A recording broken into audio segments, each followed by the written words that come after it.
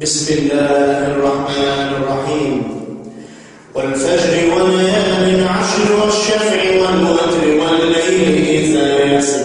هل في ذلك قسم لذي حجر ألم تر كيف فعل ربك بعاد إرم ذات العماد التي لم يخلق مثلها في البلاد وثمود الذين جابوا الصخر بالواد وفرعون ذي الأوتاد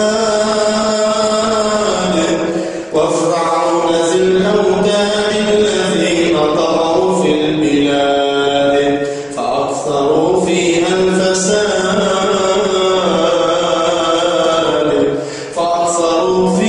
الفساد فصب عليهم ربك صوت عذاب إن ربك لبالمرصاد فأما الإنسان إذا ما ابتلاه ربه فأكرمه ونعمه فيقول ربي أكرمن وأما إذا ما ابتلاه فقدر عليه رزقه فيقول ربي أهانن كلا بل لا تكرمون اليتيم ولا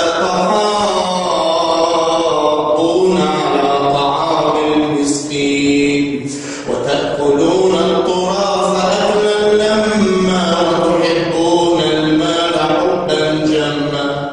كلا إذا دكت الأرض دكا دكا وجاء ربك والملك صفا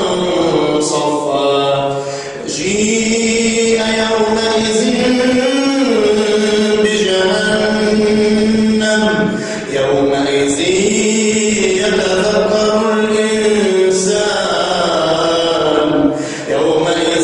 يتذكر الإنسان وأنى له الذكرى يقول يا ليتني قدمت لحياتي فيومئذ لا يعذب عذابه أحد ولا يوثق وثاقه أحد يا أيتها النفس المطمئنة ارجعي إلى ربك راضية مرضية فادخلي في عبادي وادخلي